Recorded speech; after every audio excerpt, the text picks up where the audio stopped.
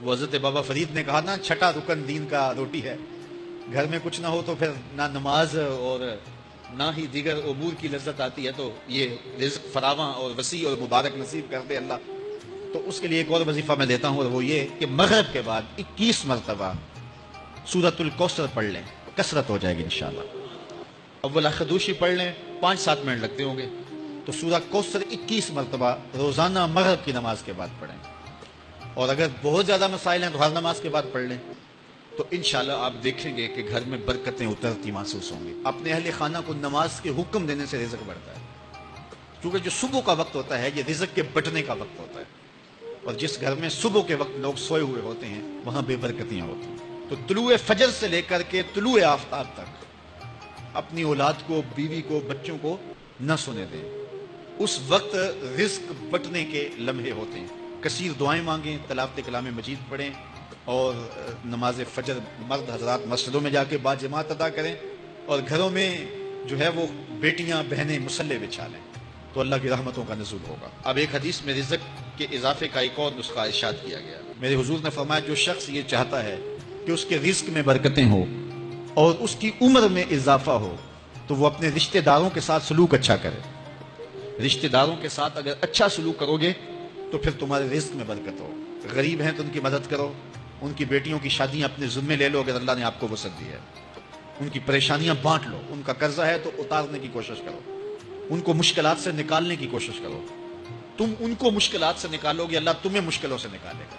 تمہارے رزق میں بھی برکتیں ہوگی اور تمہارے مال میں بھی برکتیں ہوں گی۔ فرمایا، بہتر صدقہ وہ ہے جو ناراض غریب رشتہ دار کو دیا جائے۔ اگر وہ پھنس گیا ہے، مجبور ہے، ناراض ہے، تو اس کو اگر دیں گے تمہارا نفس اس میں شامل نہیں ہوگا، تو یہ افضل صدقہ ہے جو ہر صورت میں قبول ہی قبول ہے۔ رزق کے اضافے کا ایک اور سبب الاحسان الی الضعفاء، جو کمزور لوگ ہیں ان کے ساتھ اس نے سلوک کرنا۔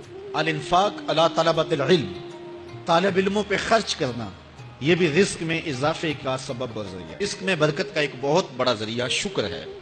ارشاد فرمایا، لئن شکرتم لازیدنکم، اگر تم شکر کرو گے وہ تمہیں اور زیادہ عطا کرے، اور اگر تم شکر نہیں کرو گے، وَلَئِن كَفَرْتُمْ، کفران نعمت کرو گے، ان عذابی لشدید، تو پھر میرا عذاب بڑا سخت ہے۔ رزق کے اضافے کا ایک اور بہت بڑا سبب انفاق فی سبیل اللہ ہے۔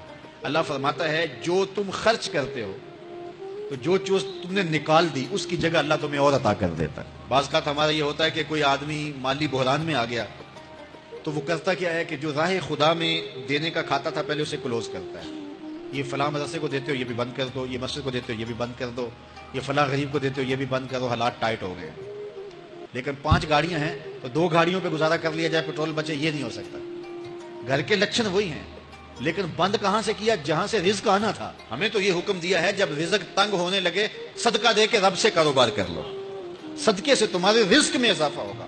یہ رب کا وعدہ ہے، اللہ کے وعدے جھوٹے نہیں ہو سکتے۔ رزق کی برکت کا ایک اور بہت بڑا ذریعہ النکاح ہے۔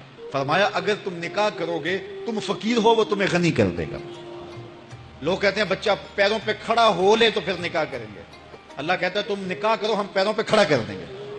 ہمارا فلسفہ اپنا ہے، اس کا حکم اپنا ہے۔ وہ کہتا ہے ابھی تو یہ اپنے لیے نہیں کماتا، تو جو آئے گی اس کو کہاں سے کھلائے گا؟ میاں جس نے آنا ہے اس نے اپنا رزق لے کے آنا ہے۔ تو بچوں کی شادیاں کرو، اگر وہ جوان ہو گئے رزق نصیب ہوگا۔ تو یہ وہ رزق کے اسباب ہیں، اگر ہم اختیار کر لیں تو ہم اللہ کی خاص رحمتوں کے حقدار ہوں گے۔